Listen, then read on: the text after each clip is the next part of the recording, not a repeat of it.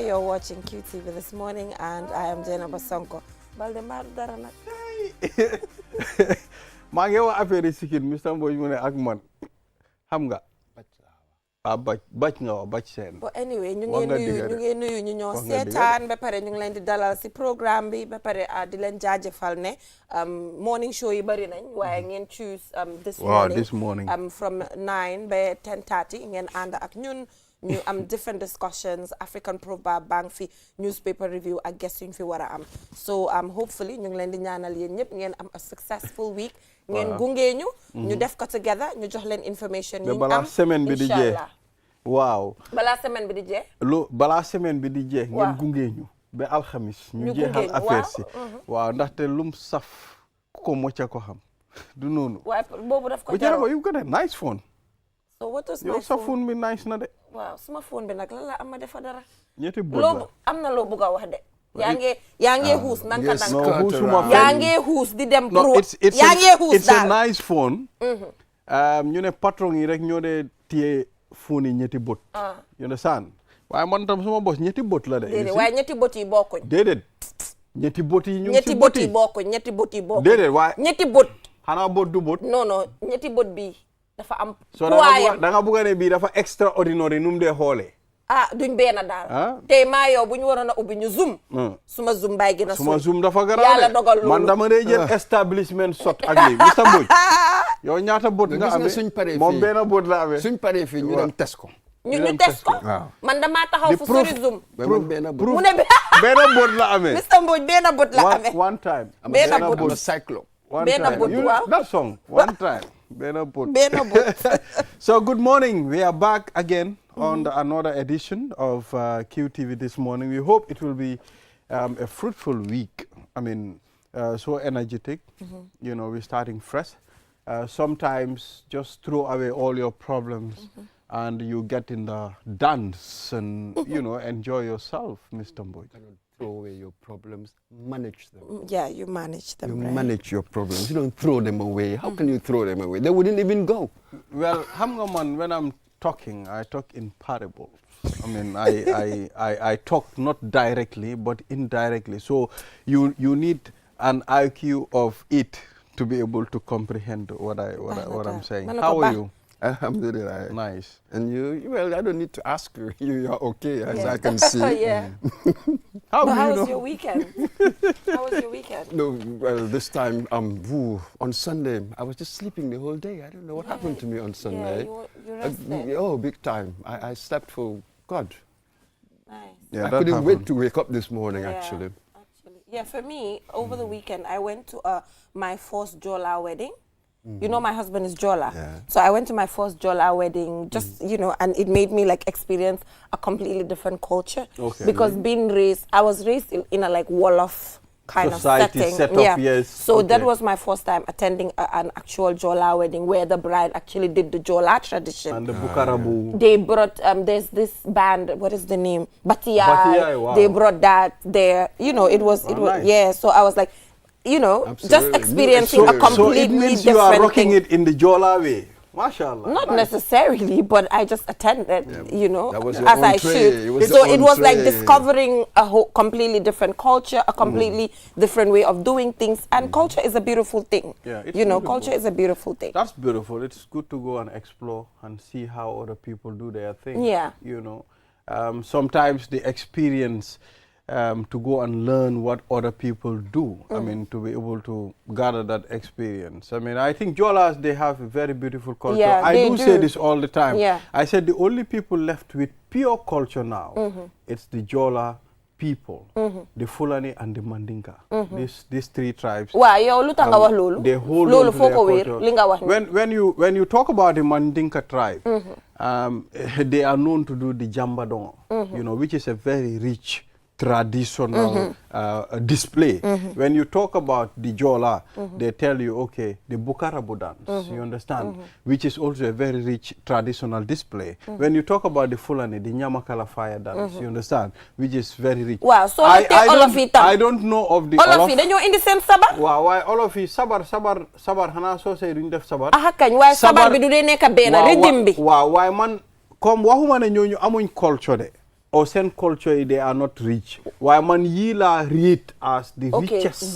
Based on sa own perspective. Wow. How man nak sereri nu ñoo def ak yenen ak. Wow, yow wax nga lolu way di nga gis ne xëj na lolu lan nga use pour nga measure ko, it might be challenging pour nga xam ne ñi ñoo gëna am. Because xam nga tam ñi tamit am nañ seen culture te ñu ko def. Xam nga ñun ñu ngi dëkk ci Gambia bi fii. Soo seetee culture yuñ dee gëna display tey mooy Joola. Okay. Display ko fa. Even tey let's take a good example. Time bu ma doon def Smiling Coast, I mean with GT board. Dama dee dem airport all the time pour dem receive ay guest. Waaye da nga gis ne mostly the Fulani traditional dance lañ dee indi ak the Joola traditional troupe ñooñu lañ dee indi pour ñu mun a entertain guests yi. Anda waxuma ne ñële nekkuñ fa de waaye di nga gis ne ñii ñoo gën a fés. Okay, based on Smiling Coast show bi. Based on my perspective te xam naa ñu bëri tam bu nekkee ne loolu am na seen nañ ko si suñ page bi ngeen waxtaan ak ñun. waaw Mr. Mbodj. So nañ dem ñu seet suñ African proverb bi lan la nekk di wax. And African proverb B is saying, joy is like fire, it spreads when shared. Joy is like fire, it spreads when it is shared. Joy is like fire, it spreads when shared. When shared. I agree, you guys. Yes, Maru. It's contagious. Yeah. For me, it's like positive vibes, negative vibes. You know, when you always display positive vibes, it's positive vibes. And that is what displays around your surrounding, And then if it is negative vibes all the time, that is also what is going to spread around your surrounding. So whatever you project, that is what the energy that people are going to receive from you. When shared. When shared, sure, that's important. When shared, that is what people are going to receive from you. But sometimes the sharing also happens automatically, because if you're in the same environment, your behavior being put up, mindset being put up, conversations being that is around positivity, that's what you're directly sharing with people. Even in conversations, you are sharing your vibe with people. You are deal in the same environment. Absolutely. All these little joys, even to encourage your colleague. Yes. They spread positive vibes. So that's really it. Let's share the good things. You know what I mean? Yeah, it's more productive and it's more social. Yeah. Because it spreads, as it were, isn't it? Yeah. That's it, really. Yeah. It's actually really direct. Share the good things. It's actually really direct. The human being, it's just like the amoeba. Amoeba, paramecium. Why? Danga gis ne it is irregular in shape. Suma waxe lolu, what I want to portray moy the individual reacts to certain things when there are positive vibes. Understand nga? Energy bobu la day joxe. Bu nekkee ne positive vibe bi nekku fa tam negative vibes moo fa nekka loolu la moo joxe. So nit ki is very complicated. I mean, dafa depend si mood boo nekka. That's the mood that you share. Moo tax sometimes da nga gis ne nit dafa am issues even at home or mo am issues si liggéey kaayam bi. Su demee kër da nga gis ne vibes boobu mooy translate bu nekkee si family la or bu nekkee ne kër la amee issue or si society bi su ñëwee at work sometimes loolu moo dee translate. So the human being, it's not something loo xam ne dafa constant, sometimes daf dey change. Understand nga? So man noonu laa gisee proverb bi. Well, loolu la. Wow. So yeah, so moving let's put on. The other one. The opposite of joy. Wow. Sadness. Does it spread? It does. It does. More than Lola, Mr. Mbodj. That's what I just said. It does. It does. It depends on your situation and what exactly the current situation you are. It does. It does. So that is why energy bidal. It just energy. So what should we do to maintain positive energy all the time? Well, sometimes it's not maintaining positive energy can be beyond the individual. Sometimes it's beyond you. For example, it's psychological. I have emotions and I'm going to come, for example, to cry. a sense of emotion, but I'm not joy. Wow. It's not like you can control it. Okay. You know, sometimes you cannot really control okay. the energy that you have, and eventually you project. Okay. But sometimes, okay. like Mr. Mboy said, you don't throw your problems, you manage your problems. Manage them. Sometimes you manage... You try to run them. Yeah, you try to manage your emotions in a way. It does not affect the people around you. Sometimes you can do that. Okay. Because you're also considering you nekk sa boor, sa family, sa jikar, ñu la jege. Because ñoom tamit hejna yaa ngi consider ne buguloo ñu go through what you're going through. But you need to be a very strong individual to be able to consider your close relatives, I mean, your family. Why lolu tamit harama clear dara, because as you know, mental health advocates, all of us, wax lolu tamit minute ne so nekkee si jafe-jafe, you're not supposed to talk to someone. Correct. Because at the end of the day, currently ñun gis nañ lan moo nekk di happen si kër yi, nit ñaa ngi xaru. Parce que xaru yi nga gis ni nit ñi di rey seen bopp. am na fu mu dooree because boromam dafa am stress mu feel ne bugguma sonal suma waa kër bugguma wax ak suma waa kër because suma waxee ak ñoom xëj na duñ ma déglu or so we have to be, in as much as nit a ngee manage emotions am like for example your partner su ceeñee kanamam automatically will be like oh lu yow it spread. There is an individual koo xam ne mosoon naa ñëw si ma yàgg na nag waaw mu ne la mu ne ma ne there is something that I want to share with you. waaw suma ko share ak even suma family. duñ ma dégg. non suma ko share luñ ma wax ne yaa ñàkk a jom. waaw yaa def nii yow yaa lifin nii. waaw. you know waaye gis nga mu ne ma ne I felt very comfortable. noonu la war a mel waaw. you know and bu nekkee keneen la ko share. kooku dañ koo judge dañ koo bully. dañ koo lifin dañ koo judge according to. I think just generally. nit ñi dañ over war a bàyyi xel si judge nit. waaw. because kii mu ngee def lii or because kii nii la dee xalaatee or kii daf dee def lele nga jël sa judgment nga cast ko on that individual. You know, we have to be more open-minded. Is it normal to cry? It's normal to man I cry a lot. soo feelee métit waruloo jooy. da nga war a jooy kañ. waaye nag kilifa nag xam nga jooy na fi last week. ala kilifa du jooy. Mr. Mbodj. Mr. Mbodj. dañ daan wax ne góor du jooy. waaye góor dafa war a jooy. góor warut a jooy. góor dafa war a jooy. xëy na am nga fay. góor da nga war a jooy. góor su amee lu la métti doo jooy. dafa war a jooy aha kañ. aha so you know if. am nga last week dafa amoon malaria jooy na fi jooy yu métti de. jooyuma fenn. jooy na fi jooy yoo xam yàppat la daf dee. kii dafa jooya jooy ba bëgg a dee. But anyway, but anyway, let's take a look at the newspaper review now. But first, President Barrow extends condolences on the demise of former President Buhari. Former President Buhari passed away yesterday at the United Kingdom. He had traveled in April for his usual checkups, and then when he arrived there, he got sick. Till now, and we are sending our condolence to the Nigerian community in the Gambia, the Nigerian High Commission in the Gambia as well, and President Adama Barrow has joined other leaders across the world to send their condolence. And we can remember during 2016 when Yahya Jammeh had refused to concede power, he was part of the negotiators through the ECOWAS to come and have conversations with him. So he was actively involved in our transition process, which we thank him for. He was instrumental, the big, really brother, as it were, in the neighborhood, in the region. What an extraordinary man. First came into power as a military man in the 80s.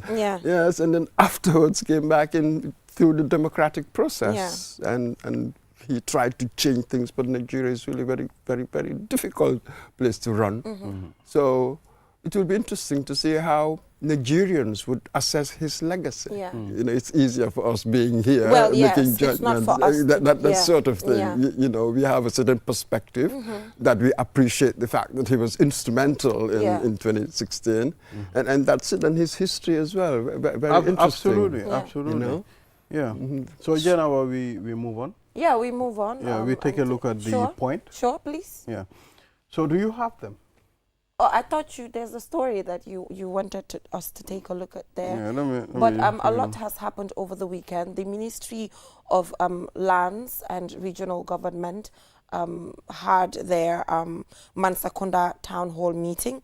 And during the Mansakunda town hall meeting, they're talking about, the lands ministry declaring war on estate agents robbing Gambians, for example, the hoarding of lands, for example, along different estate areas. They're talking about putting heavy taxes on individuals who have lands and for a certain period of time do not develop it. But the thing is, they yet to communicate properly the mechanism that is going to be used to ensure that, they check when the person bought this land, who owns the land, what is the tax going to be, how is the tax going to be determined? I feel like there's just a lot of work to get this done, Mr. Mboche. Of course, this has been going on for God knows how long. There's no regulation. People have written about this for a very long time regarding the real estates. So now, what are they going to do? This is merely it seems like a statement of intention. We are going to do whatever. Then we'll have to see. Tell us exactly what you're going to do. I'm not sure whether I should be reassured by it. I haven't seen much. It's merely a declaration. It's just something said, an assertion. So we need to know, what are they going to do? How are they going to do it? And you see, that one, that would be a bit complicated, because we are dealing with land here. Like you said, there are no regulations. I mean, policies are not in place to be able to control these things. And it will take time for you to be able to put all these things together to come up with a plan and an implementation. Even the plan will take a long time for it to materialize, then the implementation. Feka time bo ñun feka market nañ. So but absolutely, anyway, and not simply with the real estate agencies, and even landlord-tenant. Wow, absolutely. That's it. Absolutely. And, yes. And do you know Beligi? Mange digane, even this rent men bill Beligi people are taking 6 months. Wow, by right, according to law, 1 month implementation. A lot of things are happening. A lot of people are being priced out of things. Wow. See, it is really for politicians to recognize what is going on, because you're going to have a groundswell of disaffection, and then sooner or later, it comes back to you. Wow, it's sad. It does. So this is, a lot of people are being priced out of things. People who provide services like that tend to go for the premium. That's all they're interested in. So sort of what they call affordable housing. Wow. Who is providing it here now, really? So, struggle. Well, there's no benchmark to determine the negbi amna li akli la charge. Lolo exists. So it's very difficult. Anybody just do whatever you want to do. The last time Fini ñu don't talk about 11-year-old bobo nga xamne a 24-year-old takanako in Jara Soma. We spoke about it. So just, to give people an update, the Center for Violence Bineka Kanifing Fini, in collaboration with the Ministry of Gender, Children and Social Welfare, dem nañ Soma with the support of the police, ñu dem pour xale bi currently yóbbu nañ ko si support center boobu foofu nekk Jara Soma ba pare arrest nañ ñi nga xamante ne yóbbu nañ leen for questioning ñu war a ñu ko taka witness si jumaa bi and everybody ñi nga xamante ne ñoo participate si taka bi si boppam so loolu xew na and then ñu xool case bi naka la moo pan out ñu xool ndax dañoo am another episode of the FGM because FGM bi ñooñu buñ leen prosecute at least mooring on bell bi so xam nga Jenaba what is the lala law bi wax loi dëkk bi waaw si child marriage loi dëkk bi mu ne waaw xale boo xam ne amut 18 years amut 18 waaw waruñ koo war a mun a taka waaw te ku am 18 bi sax dafa war a nekk ne dafa nangu an element dafa nangu taka bi nekkut force because force marriage tamit warut force marriage warut xale bu amut 18 years waruñ koo taka fii si biir dëkk bi loi Gambia ko war waaye argument bi online bi ma duggee si comment section bi ñu ne xale bu amut 18 years ba pare bala leen ma si kaddu bi muy farantu di def naka sudu noonu si biti dañ koo takal jëkkër ma ne leen nag ne xale buy farantu ak def naka sudu noonu loi si parents sami la moo pointed parce que yow mi ko indi si àdduna bi as a parent yow yaa ko war a teg yar ko fu nga ko war a yaree ba nga xam ne du def naka sudu noonu si biti so mënuloo ñëw nga wax ne xale bi waaw nañ ko maye parce que mu ngi farantu si biti o mu ngi def naka su dul noonu as much as am na yenn parents yoo xam ne ñu ngi try waaye yenn xale they are very difficult waaw waaye luñ difficult punishment bi du nga maye ko mu dem si waaw yow seetal another remedy loolu moom fa remedy beneen bi nga mun a def centres yaa ngi fi support centres xam nga comme societal concept la dafa am society yu bëri luñ believe mooy ok balaa xale bi di ñëw fi mu rusloo ñu baal ñun ñu may ko jëkkër loolu daf dee mun a am especially si yeneen society yoo xam ne ñoom amin yëfi ay rusloo ak yooyu noonu can be so much on them. xam nga man naka laa ko gisee parent doo tayal parce que man si man loolu xëy na aagaguma stage boobu dama nekk di wax based on man su ma xam suma awma doom or anything su ma gis-gis laay waxee parent waruloo tayal man si man loolu tayal la pour nga jóg rek ne bàyyil ma mayo suma doom bi gaaw balaa mu maa indil gàcce because yow as a parent sa doom investment la te danga si war a soona bi mooy ok kii yar naa ko fu ma ko war a yaree waaye melut nu mu war a mel lan laa mun a def seek help ñun ñëpp si société lañ nekk waaye maye ko mu dem jur xale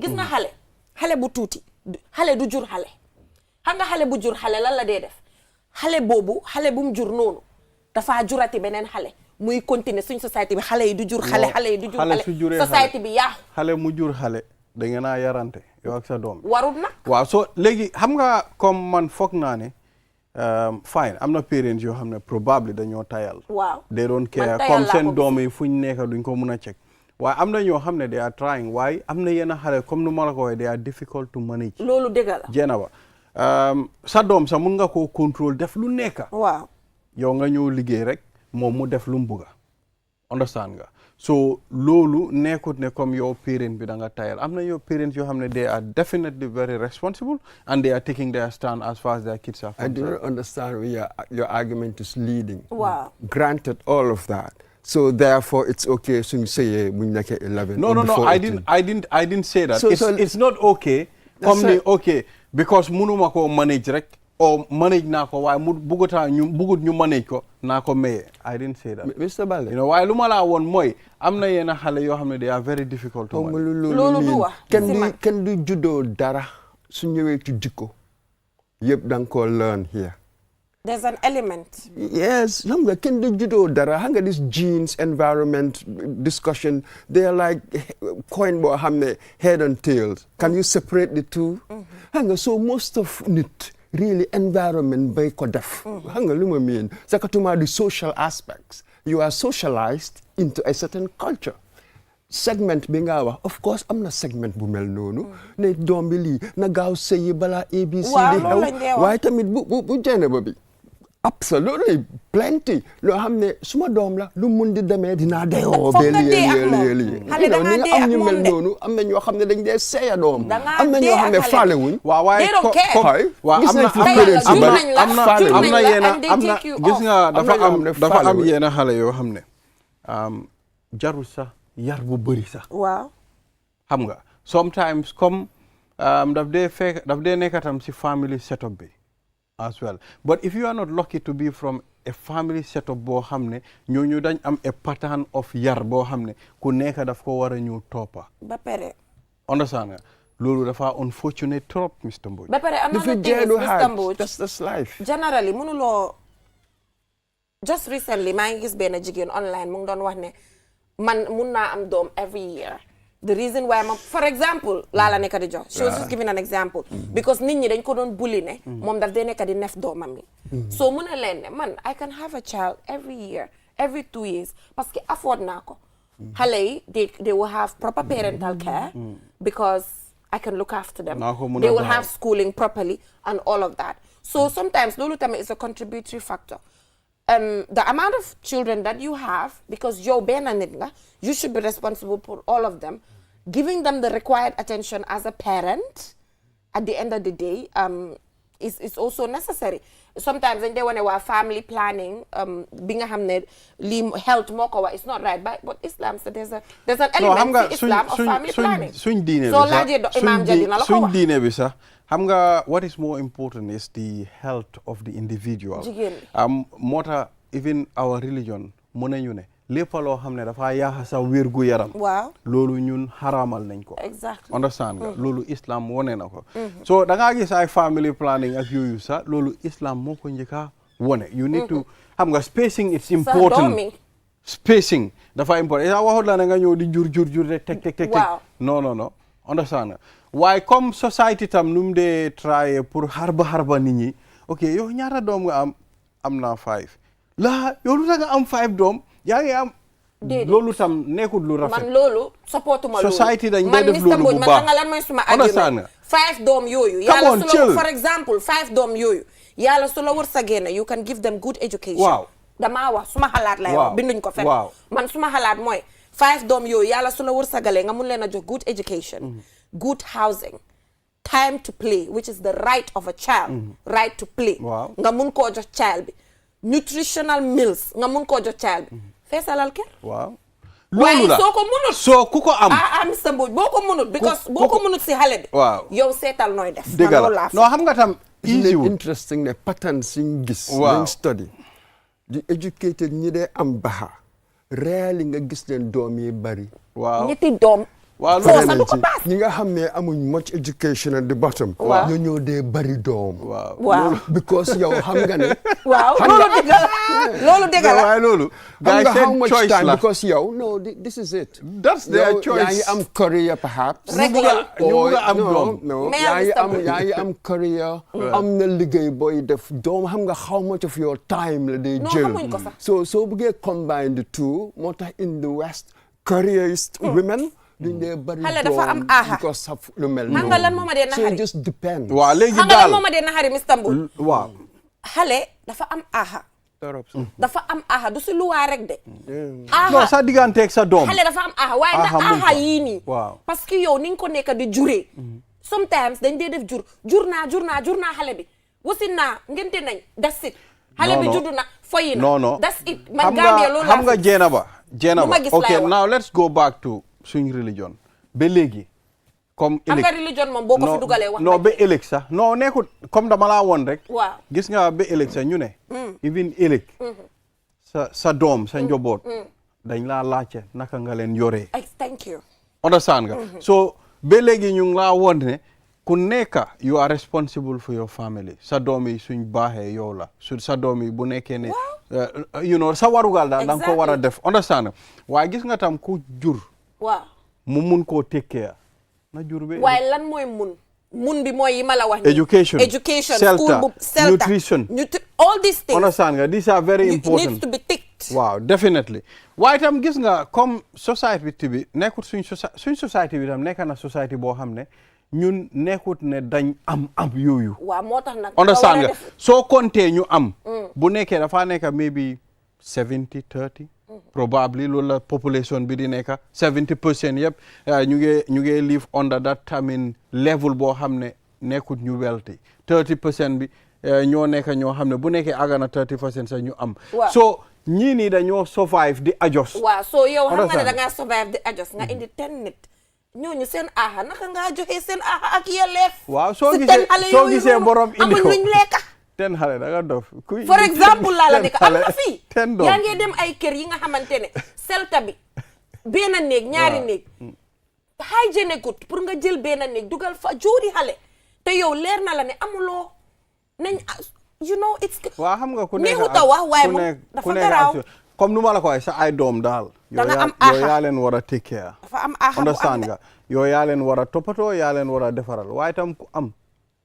kooku ku ko mun a handul daal defal na ko handul ku ko munut waaw so loolu la rek we cannot make the decision for waaw you so waaye yow yaay seet naka la loolu ñun dañ laa woon rek naka la war a demee lu si des is left to you waaye tam ku bugg a am ba léegi mun nga am de it's not a problem déedéet ñun ku nekk opinion am la moo joxe we are not determining kenn waaye naka la koo defee man lu ma dut mun a understand society dem na ba to an extent da nga gis laa yow ñaata doom nga am maa ngi am 4 maa ngi am 5 nga gis lifin man suma doom yi yëpp I'm taking care of them maa ngi leen a jox good education alhamdulillah rabbil alamin good lifin understand so man loolu duma ko dee foye the same way that he's getting bullied for having 5 kids that is the same way man I'm getting bullied for what for example fuma naaw ñu ne la amaguloo su ma solee normal clothes that I'm supposed to wear as an individual ñu ne ma waaw yow I'm like guys réglé leen Mr Mbodj nit mun na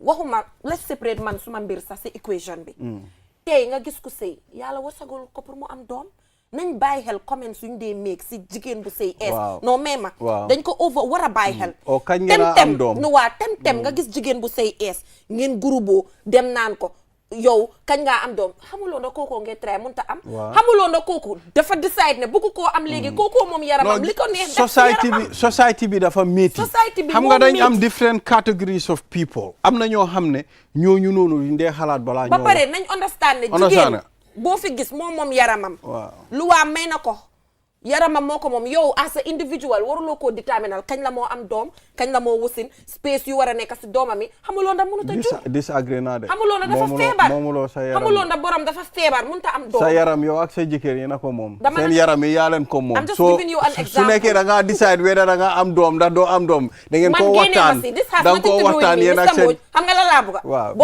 gis nga ñoom jeena ba ñi ñoo dee am 6 doom ñii yaa ngi understand Mr Mbodj 6 doom bu ma si boole ñu dee ne bugguma doom yu bëri kan musu fee wax kan moo wax bugguma doom non bugga nga waaye bugguloo doom yu bëri loolu sax waxuma ko I did not say none of that kon jeena ba bugga na ay doom waaw man waxuma loolu man li maa wax daal mooy Mr Mbodj jigéen bu sëy ees bu amuloo ban right pour dem si moom naan ko kañ ngaa am doom loolu yaa ngi bii rek because yow leeru na sax kooku mun na moo am doom amuloo na kooku noonu mu ngi try non loolu moom loolu waruta every individual dina face loolu gis nga society liñ dee ooyee society am na many areas yoo xam ne daf la dee providal warmth moo la dee providal sa identity and all of that waaye am nga the other aspects of society be so judgmental am na yenn behavior yenn conduct ways yoo xam ne yooyu la dee taga yooyu la dee praise am na yoo xam ne nag moom daf ko stigmatize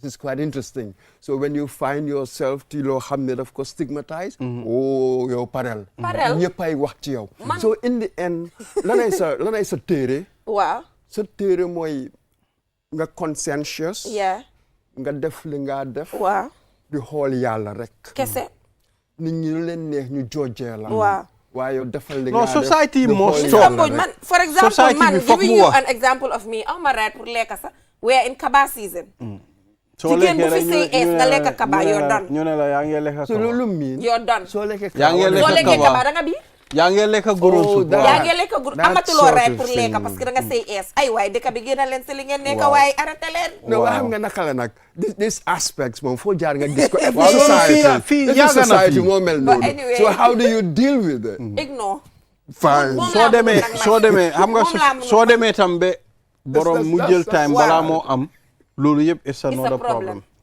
you know so just focus rek gis nga lu frivolous just ignore it because doomam yi ngi am 5 doom moom tam ñu ngi koo buli focus on what is important man pareeguma de man pareeguma de no 11 foog ma tuddee mama doom rek waaw na leen tëj balaa directeur bi di ma doon but thank you so much Mr Mbodj sax dañ ko war a tuddee pareeguma Mamadou Mbodj waaw Mamadou 11 bi kay moom thank you so much Mr Mbodj for joining us on the program it's always good to have you here so moving on we'll be taking a look at food safety during the rainy season during the rainy season mu ngi taw fu nekk food safety nekk lu nga xamante ne dafa overlap am na solo lool so dinañ fi join by Moustapha Dabo mi nga xam ne food inspector la moom dinañu join wax ñu what they take a look at during the rainy season ak tips yi nga xamante ne seen jéegoy daal war nañ ko war a mun a jël fii nii ba pare tamit communication officer bi tamit dinañu join pour ñu discuss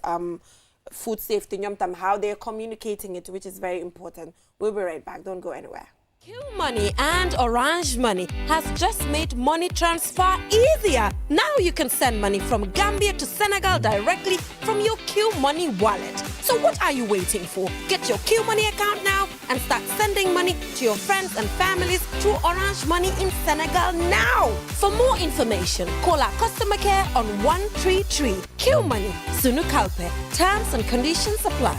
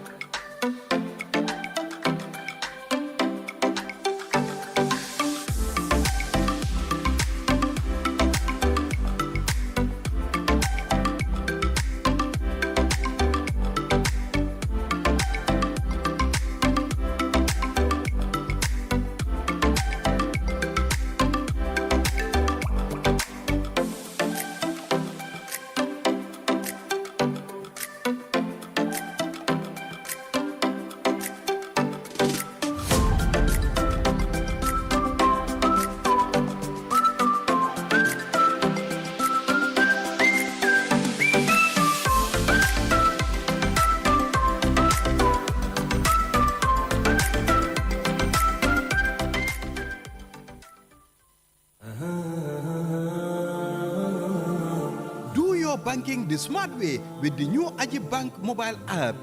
Transfer money to any bank account in the Gambia. Top up airtime for all networks. Pay utility bills.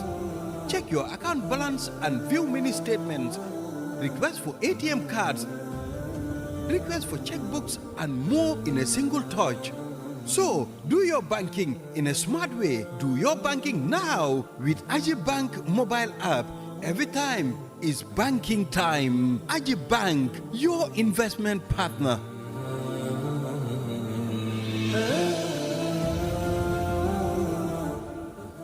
Q Money ak Orange Money ñoo lëkkaloo pour yombalal leen yónnee xaalis bàyyi ko Gambia dem ba Sénégal ak Q Money wallet looy toog di xaar dawal léegi nga ubbi Q Money account pour nga mun a door di yónnee xaalis sa xariteeg sa mbokk yi jaarale ko Orange Money Sénégal léegi pour am si lu leer mun nga call Q Money customer care si 133 Q Money suñu kalpe lii dafa ànd ak sarta yuñ tëral.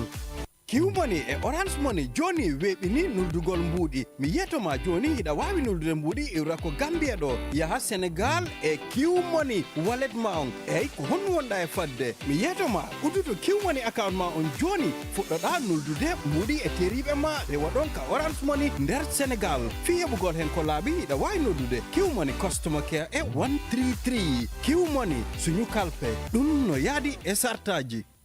Hi there, my name is Nuruddin Adams, a proud product of this noble.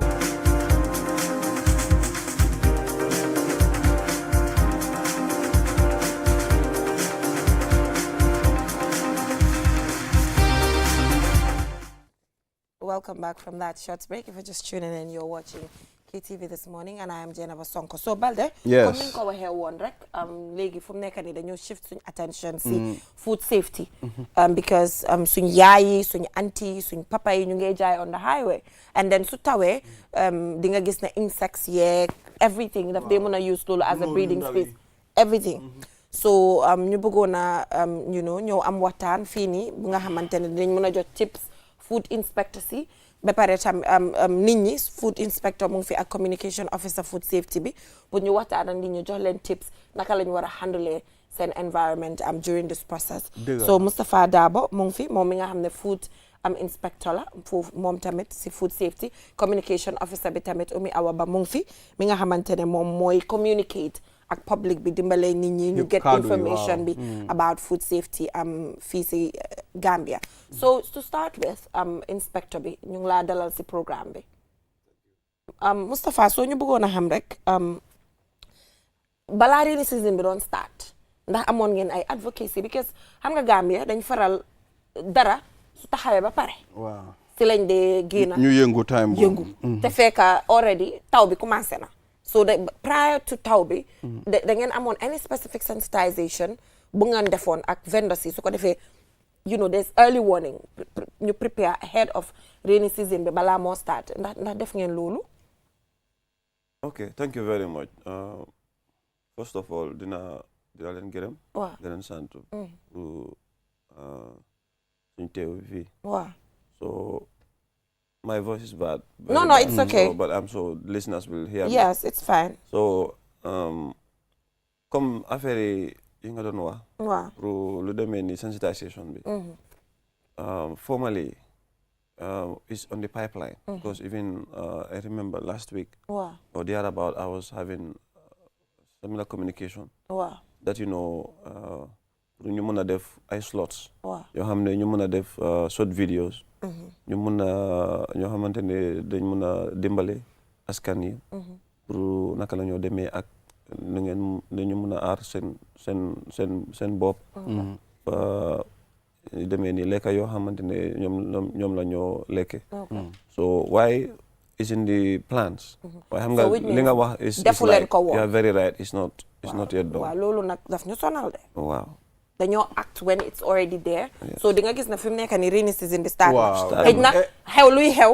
commencé na di xew ba pare. a brighter example nekkut food safety rek waaye soo seetee even ñu nekk di clear gota yi. dañoo xaar ba you know instead of 3 months before the rainy season léegi lañ ko nekk di def. 3 months bëri na sax but a month before. waaw lan moo ko tax. I'll explain to you something. I'm not trying to be very defensive.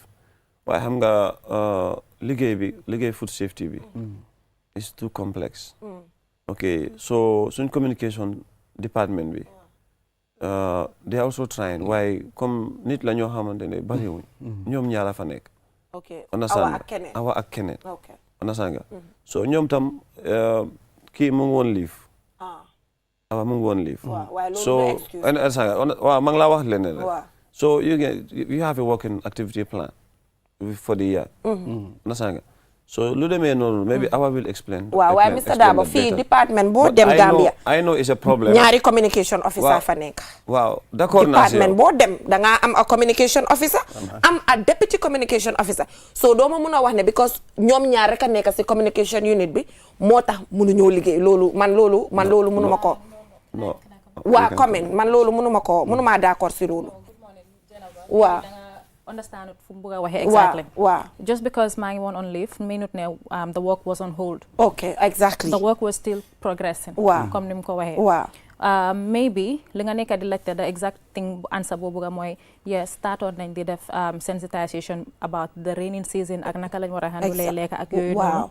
Every day so gaa demee inspection before ñu inspect they do sensitization. Okay. That is on their daily routine, right? Yeah, that is a part so of before ñu inspect any place wala anybody bala ñu waxaa yow parce que tey doo mën a ñëw suma kër rek ngeen ma defal li exactly foog nga wax ma lan moo ma la fi andi why am I here, why I need to do this, the importance of that. Wow. So sensitization is a thing going round every single day. Okay. Every working day, every working hour fu ñu mënti dem we do it. xëy na moom mu ngi wax on media. Exactly. ak yooyu la media campaign mu ngi am. Media campaign bi boobu amuñ ko exactly waaye ñu ngi try pour use suñu social media bi right now. Okay. We're making it active as much as we can. Because yaagut tamit bu ñu amee these social media platforms. Okay. The only one we had was Facebook. Wow. te Facebook comme ñuñ bëgg a ñu am information bi ñooñu noonu nekkuñ Facebook.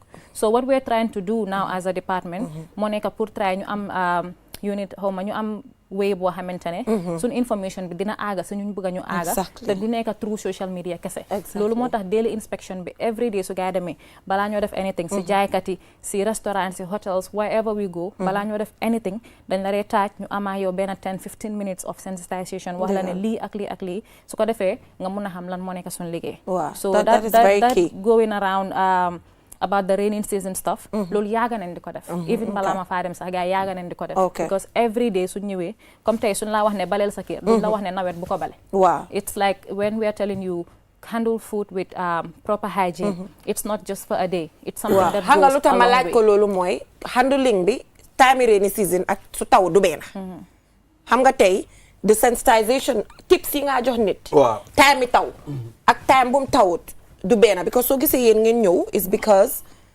taw la te taw moo de gën a expose lekka to danger so the approach foog mu different ak foog mu deliberate man loolu laa ko doon jéema maybe comme lu mu doon wax waaw su fekkee ne boor boobu la comme suñu boor waaw ci inspection ñun kay dañ dee def sensitization ñun suñu liggéey bi suñu schedule bi sax def di ànd ak sensitization boobu is every day la waaw understand nga waaye comme media approach bi ok laa doon explain ok waaye inspection ak sensitization la ñun dañ dee boole ñaari yëpp understand nga you cannot inspect without sensitizing the understand nga waaye comme mass sensitization yi nga doon include si messaging bi loolu moo tax ma ne la we have not yet startangum loolu lu ma doon xalaat how often do you inspect, how often do you sensitize, and how far do you reach these people?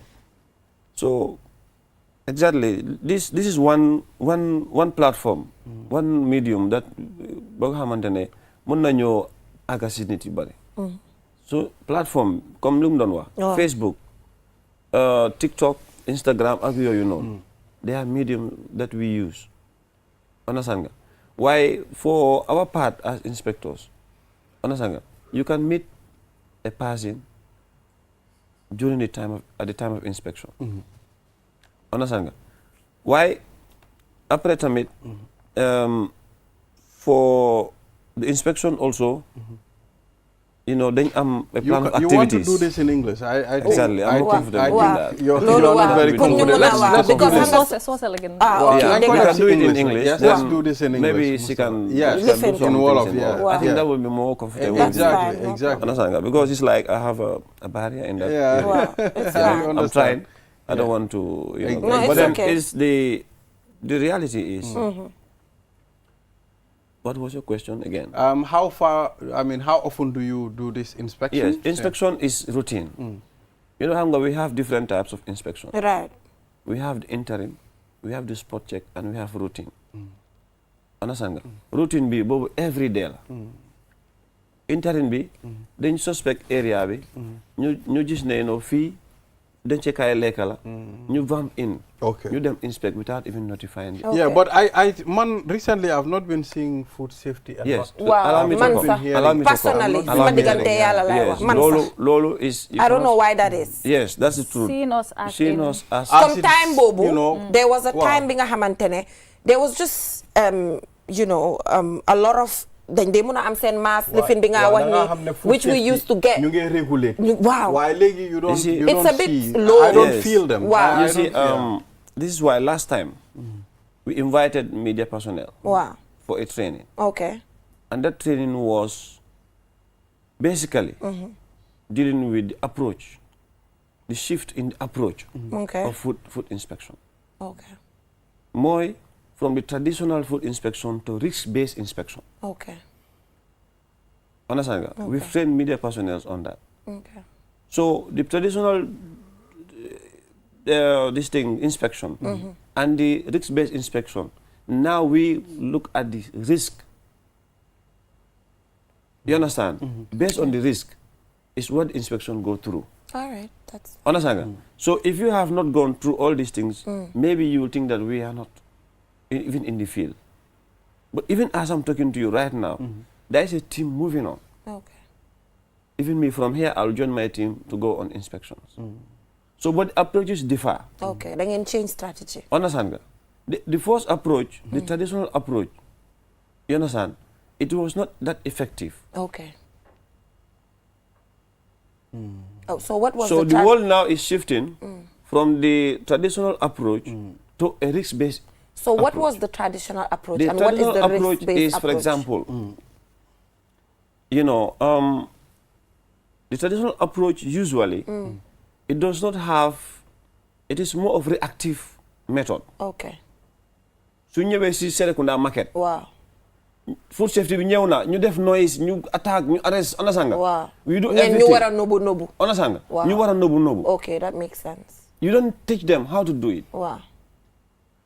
Understand? Wow. You don't show them how to do it. Okay. You don't take your time. You just come and descend on them. When you are not there, they don't do it right. Okay. Because it's active. You understand? Wow. Once you are there, you are very active on the ground, they do it right. But once you leave, they don't do it right. And also, the traditional approach is you touch all areas at the same time. Me, I can come to Serekunda, I do shop, I do supermarket, I do mini market, all at once. Wow. But how effective is it? Wow, that's true.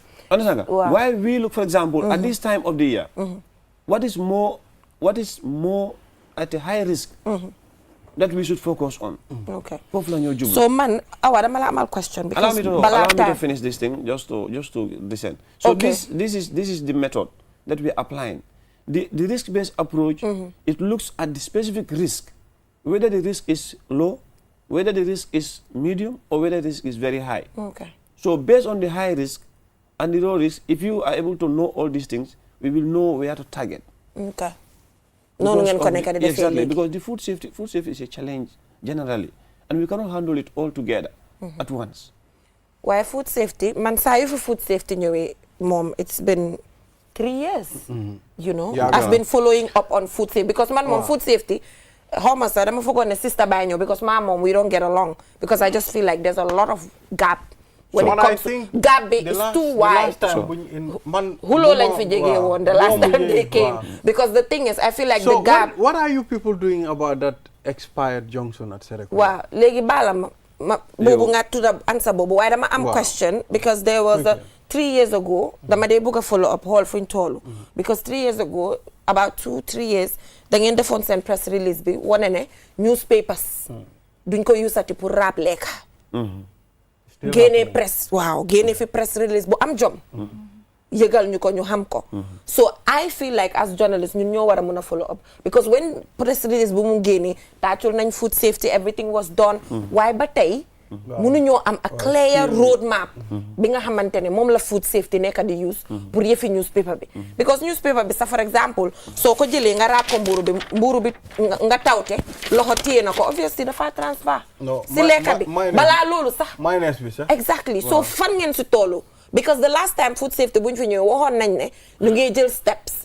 the next time they come they will update so lan mooy update bi when it comes to that fu mu nekk nii awa so yëfi newspaper pour ñoo rappee lekka waaw it's something loo xamante ne they've been working on it okay even before gars yi di joxe press release boobu noonu waaw waaye loolu am na ay at waaw waaye tamit lu nekk dafa am yoon ak waxtoom nekkut loo xamante ne dangaa ñëw rek tey nga génne ko fii nii tey suñ fi génnee newspaper si straight away nga dem si marché bi lan la gars yi di use pour alternative la ñu am xaaral am na ñoo xamante ne buñ ko génne woon kayiti semaine même ma ñëw kayiti semaine lañ doon use pour suñ jëndee ndawal ak yeneen things si pour raab ko gerte sax ñu defal la ko si ay kayiti semaine ak yooyu noonu so dafa am different papers we're trying to use food grain papers instead am na comme tey let's say kayiti foriñ xam nga foriñ lekka la soo jëlee kayiti foriñ nga jël kayiti cement nga jël newspaper ñu war laa raapal sa lekka ban nga see choose fine waaye kayiti non choose benn déedéet foog nga choose benn foog nga choose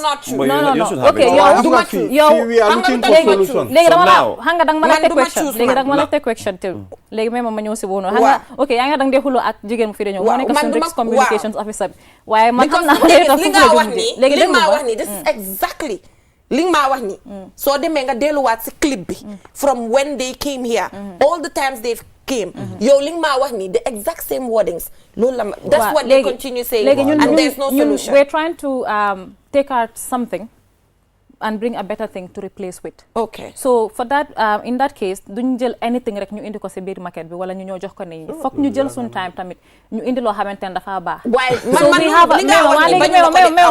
pare. We have a regulatory body. Wow. Comme director of regulations. Wow. Foofu noonu. Wow. They are working on that.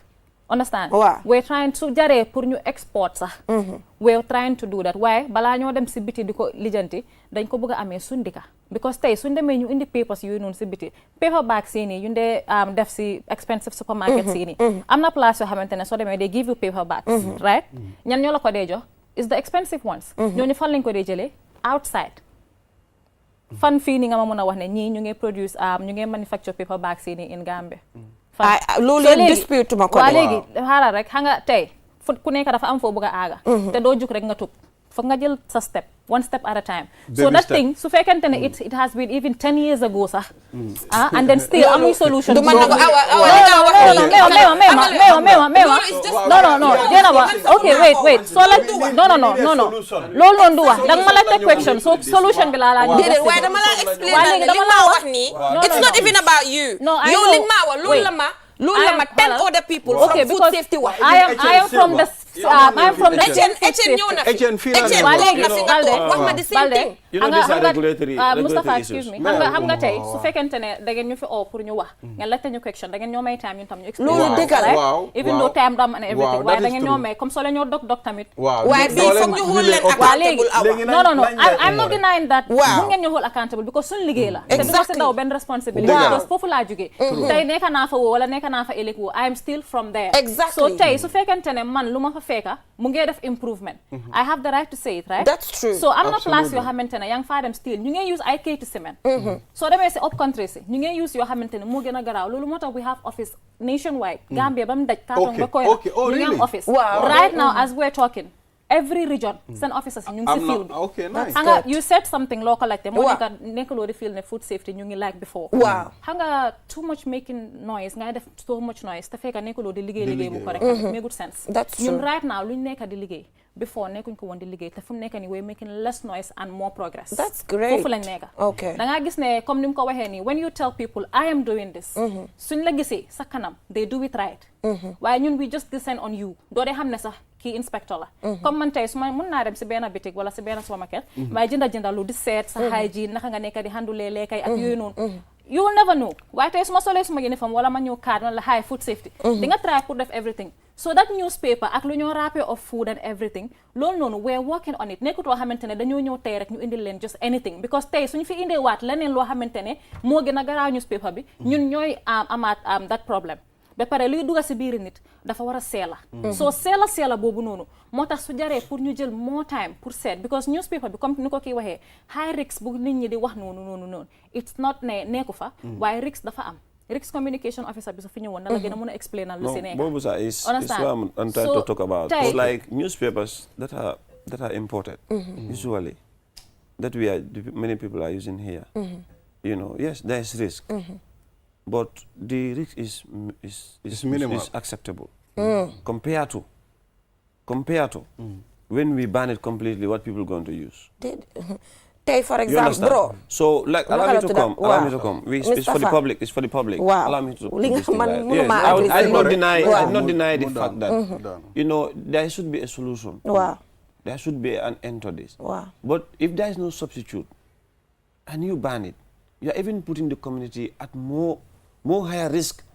Because what you can afford, maybe somebody in Basse cannot afford that. Waaw bro mema rek xam nga dañoo waxtaan léegi mema ma expliquer dara man bi maa mag bi juddoo Gambia di mag sooy jëndi mbuuru dañ laa jox morso xam nga issue bi fan la moo ñëwee the first step mooy newspaper bi bu mu fi dugasi man li ngeen di wax nii yëpp bañu ma ko de déedéet xaaral rek no let me correct that let me correct that for you no you can use newspapers for non-food items for rabbing. Comme lan Gambia fii lan lañ ko dee rabbing because sometimes you know even female women when they go to the shop and they use these things sanitary part they use rabbit for them. No, allow me to come. So you can use it for different purposes. If you ban it for it not to come here, even soap sometimes people use it, and when they buy soap and people rab it for them. Waaw léegi bàyyi ma so they are meant for non-food, for example. Okay. Mustafa Mema bi nga am ak li nga fi fekka ñun tam loolu lañ fi fekka te am soo ne ñoom it loolu lañ fekkoon waaye gis nga amoon na time bu ñu waxee ne bu fi kenn use newspaper how was the country by then honestly speaking loolu amoon na fi yëguma ko nit ñi kañ la woon amoon na time I think 3 years ago bu gars just génne press release bi amoon na time they can use newspaper baanu ko woon no you know Madam Sonko you know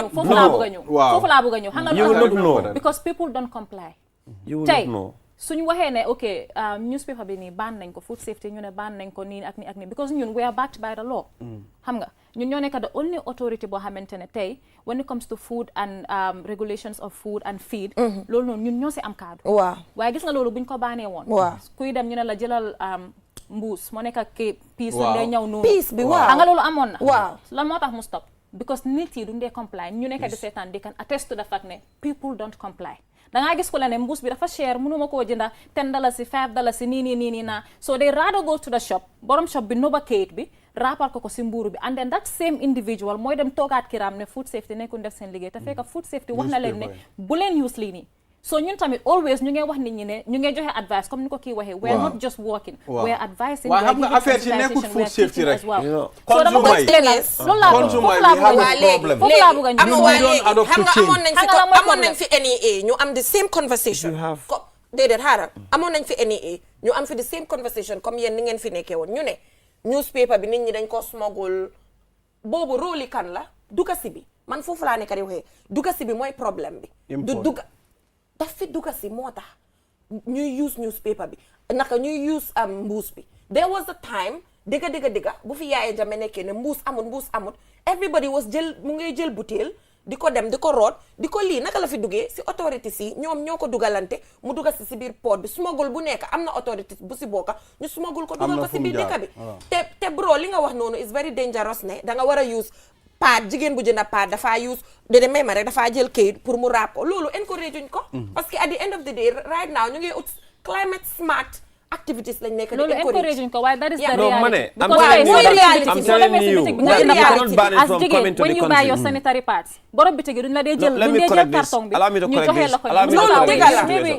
Allow me to correct this. I'm saying dañ dee jël newspaper bi ñu rappal la ko accept naa ko because la ñu ngi ko nëba comme noo doon waxee Exactly. before dañ ko nëba stigma bi ñu ngi stigma bi So that's what agree I'm naa saying. ak li nga this wax is something normal That's what I'm agree naa saying. ak li so nga wax kii loolu ak food bi is different it's different. That's Wow. known food. lekka bi bu nekk di ñëw newspaper bu nga wax noonu su fekkonte ne risque bi is very very high duñ ko doon mos a accept still now muy dox si biir dëkk bi understand nga there was a risk because ñun tam léegi dañ am naka la tuddaate suñ scientific department bi they do testing in everything know. so su fekkente ne there is a high risk at something dañ ko dee ban completely loolu so xam nga lu tax mënuma accept xam nga lu tax yow You see, yow it's not for you. NEA Allow us déedéet to mais talk. ma rek It's not xaaral ma for wax you. It's for NEA the- National Environment Agency understand nga agency la government comme yéen xam nañ ko waa yaa ngi understand mbuus mu ngi dugg si biir dëkk bi mbuus is high risk Gambia for example gis nañ climate change li moo def si biir dëkk bi te mbuus bokk na si li ko fuel mu ngi fi te mbuus déedéet xaaral rek mbuus high risk la te ñu ngi koo use si biir dëkk bi te ñoom tamit agency lañ mandate jox nañ leen mandate comme yéen ni ngeen amee doole loi jox na leen doole comme yéen te mbuusang fi ñu ngi koo def naka sudu noonu so at the end of the day it's not about risk ak high risk ñàkk a nekk high risk it's about ñun ñu accept ne dafa am lu wrong the moment risk mu ngi fa low na high na the moment there's risk it should not be justified xam nga there was a time NEA comme buñ baanee mbuus ñu ne mbuus bu mu dugga waaw kenn bu mu jaay naan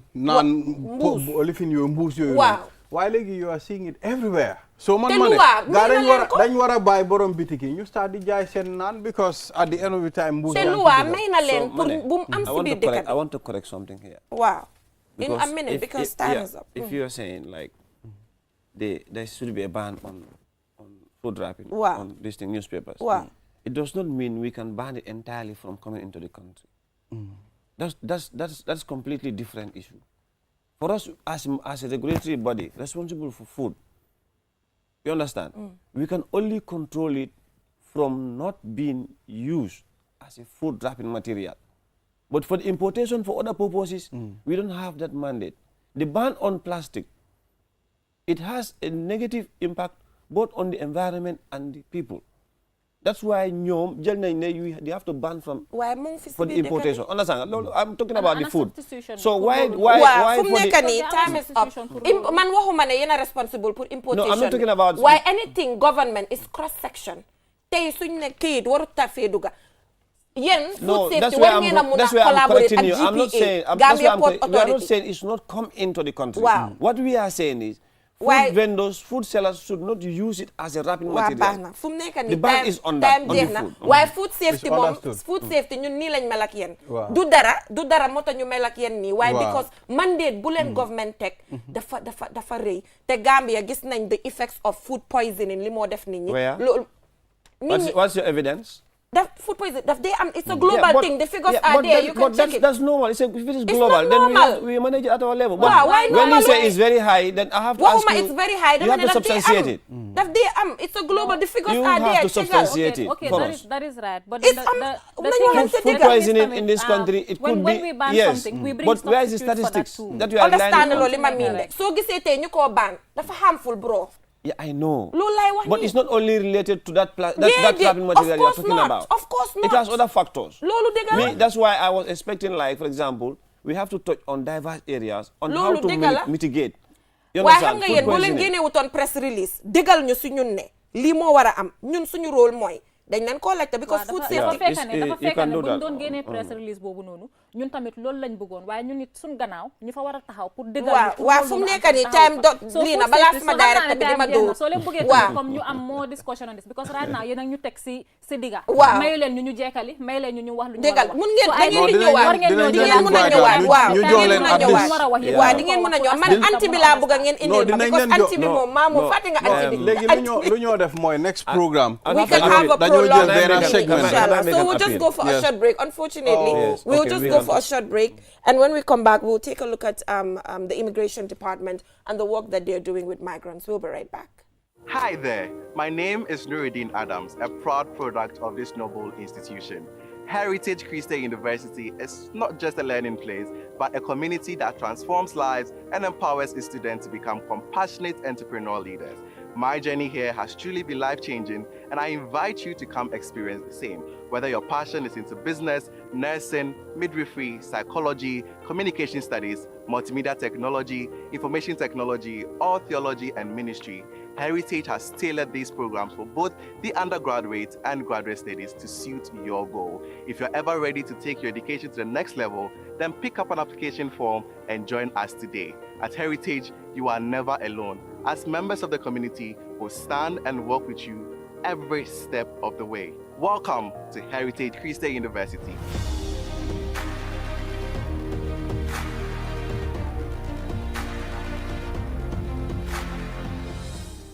Q Money aning Orange Money ye bulo di nyola pour ka kodi kio sone yandi ka bonang Gambia banko kang kata Senegal banko kang aning Q Money wallet eka mune batu imuna fan Q Money account wala sign pour kadati ka kodoki iterimal anila dimbayal kana aning Orange Money Senegal ni lafta ku Senegal sotola je Q Money customer care commandi 133 Q Money sunyu kalpe nying sartol le bala.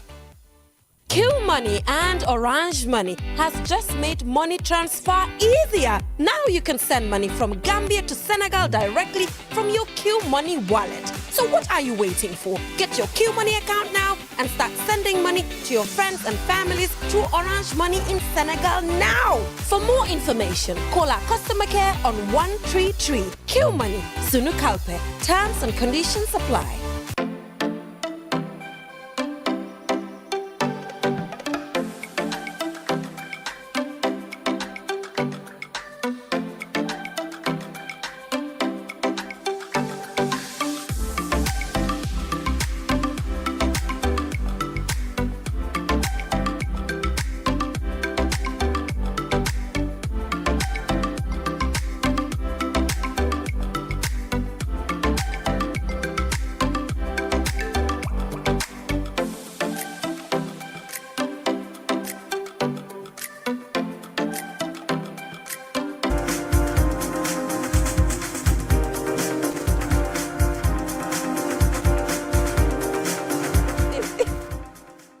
Welcome back from that short break. If you're just tuning in, you're watching QTV this morning. Food safety, because we feel like then a mandate.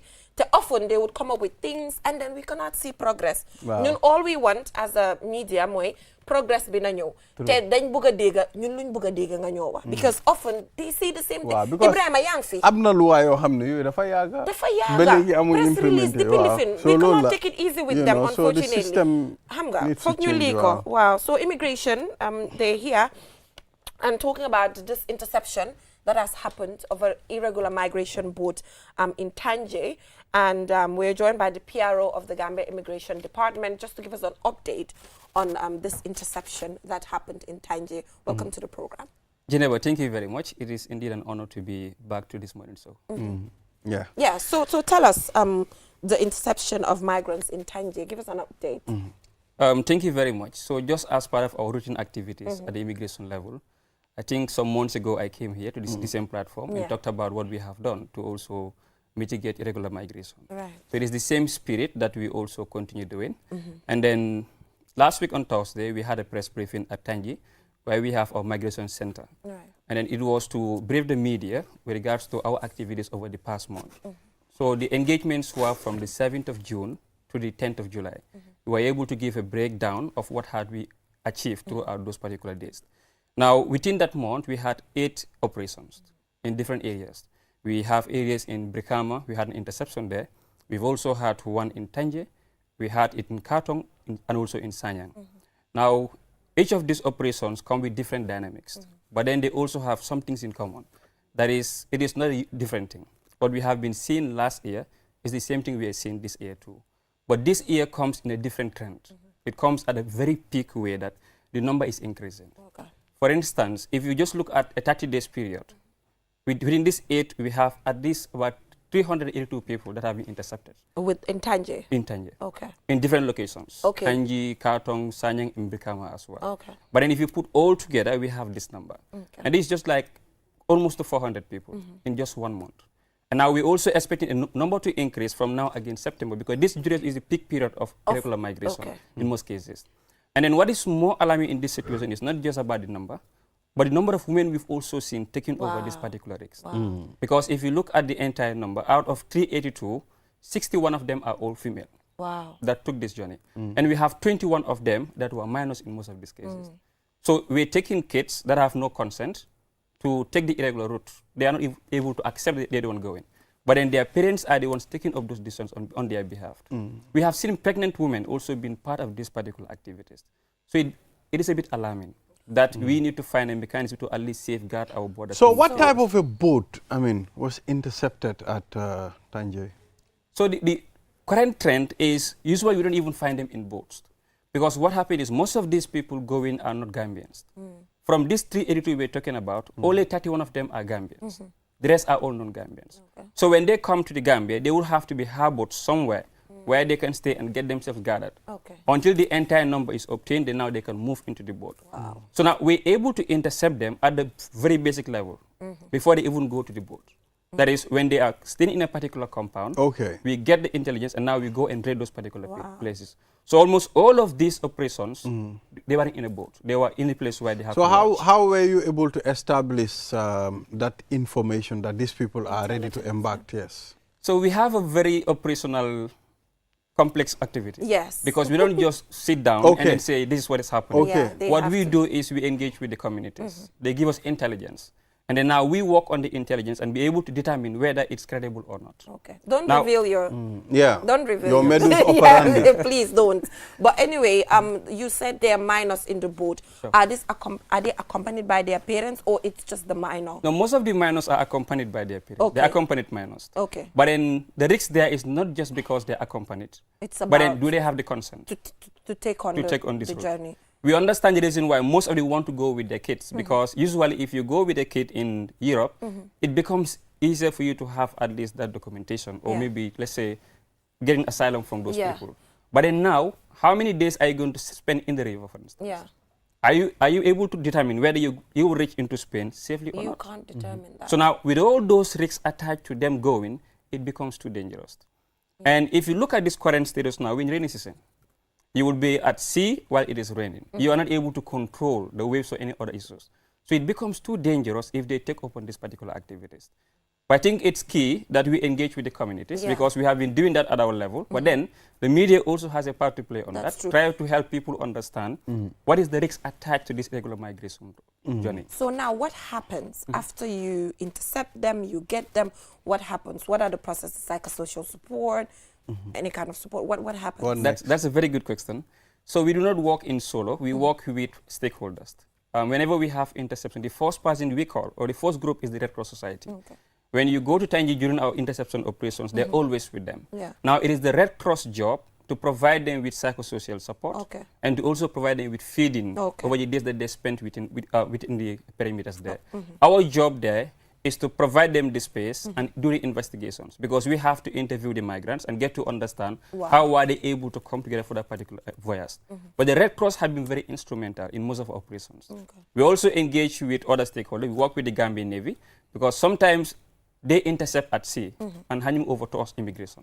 So we have to always make sure the intelligence is always there in corporations. But the Red Cross is very instrumental when it comes to interception. So how often do you intercept, such magnitude of people who are ready to embark on this journey? I would say it's highly frequent.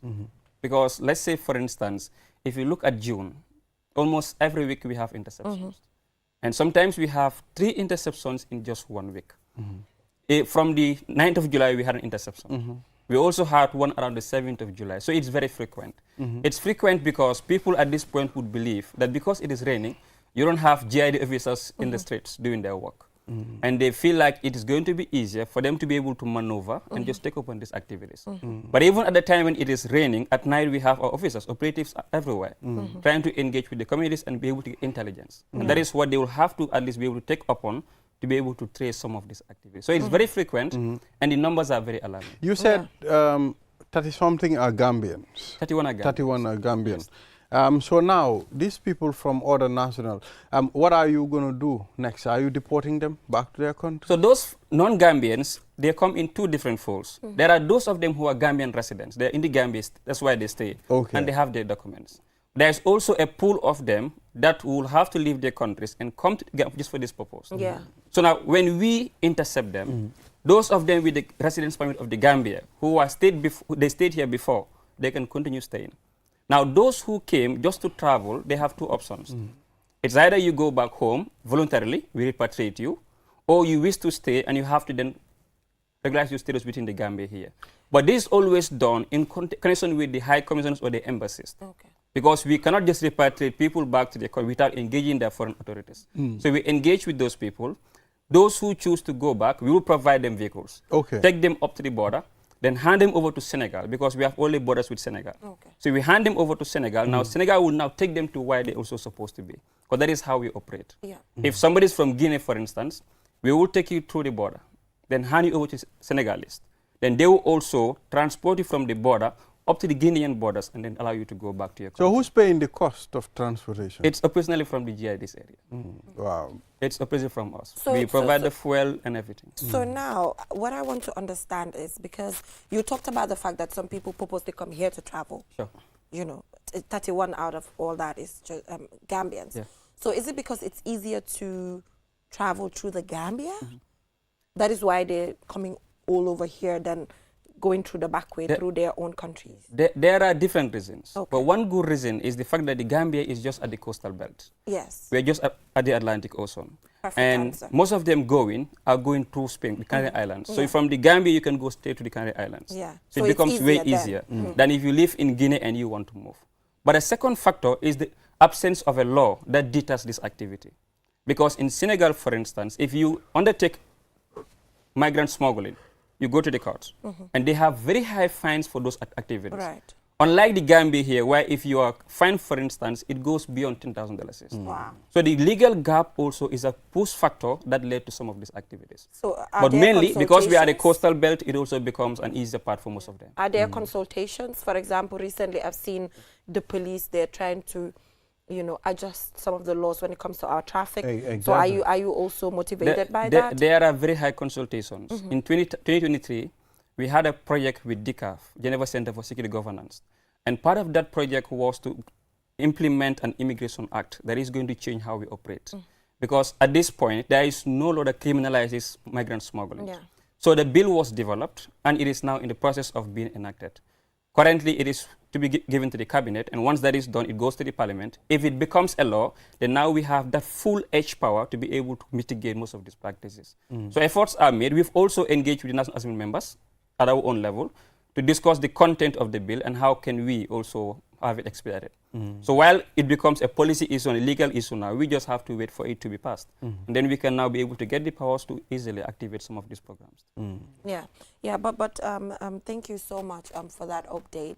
And then congratulations for the amazing work, ensuring that this happens. And then to the Red Cross Society as well, like you mentioned, because the psychosocial support It's and very for the significant. reintegration Very into the important. Gambian society is very important, because these are individuals who get to lose money, you know, lose money by, you know, venturing into this journey. But Ibrahim, I love his uniform. I love the Gambia Immigration Department. Yeah. I love their uniform. I think it's really pretty. And I love it absolutely. today, where is the beret? Is it the beret? The very well, today I put on the pickup. Okay. Yeah, I love it. I love it. Policy nak bulen bulen No, jealous. fee immigration Immigration kay mo same gena am uniform, uniform bu nice. nice. have I the best love you. colors. Wow. I just love the combination. It's so Wow, smart, it's nice. so It's amazing, so nice. beautiful. I wanted to join the immigration. Oh, really? Sometime. That would be great to have it there. Mr. Key, Mr. Lo. Low, yes, you know. Gis nga Foog kii mu am lu ma wax rek. bëggoon naa join Police. nekk police. Waaw. Okay. moom kenn bëggoon naa nekk docteur. waroon na dem Venezuela. Waaw. léegi mu ñëwati ne moom lii kii daal. Immigration. You wanted to be everywhere. demoon na sa ba sol uniforme lifin. Fire Fire service. service. Waaw. Okay. Man am a honorable fire service PRO. kii daal bañu dara. It would have been great to have him in the Wow, system. definitely. Yeah, That would have been lovely, man. Yeah, but congratulations Thank for you the so amazing work you're doing. So young, PRO of the, you know, Pragmatic. immigration department. When we have you Were here, you it's teaching always- before? Yes, I taught for 4 years. Okay, oh, nice. Because there was a time after our program, some of your students were messaging me. That's my teacher. I was teaching at a school called John Pickering. John Pickering. I lived in Lamen, so most of the people were like, "Oh, that's my teacher."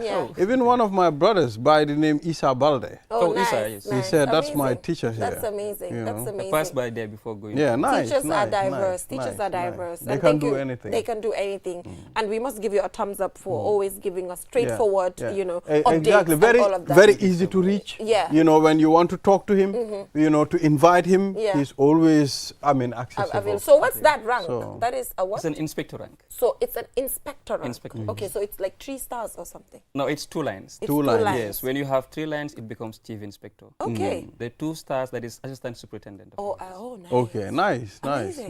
Nice. Congratulations. Okay. Thank you so much. Yeah, so Ibrahima, that is all we have time for. But we will be going live at the National Assembly today because there will be a seating by the select committee that is responsible for looking into the financial dealings on the Janneh Commission, the sale of assets of the Janneh Commission. We can all remember when young people took to the streets of the Gambia to protest on the sale of the assets of former President Yahya Jammeh, and when it was taken at the level of the National Assembly, a particular committee was put up to actually look into this, and they'll be sitting today. So we'll be going live to give you updates on all the happenings. Thank you so much for joining us. See you tomorrow, and have a nice day.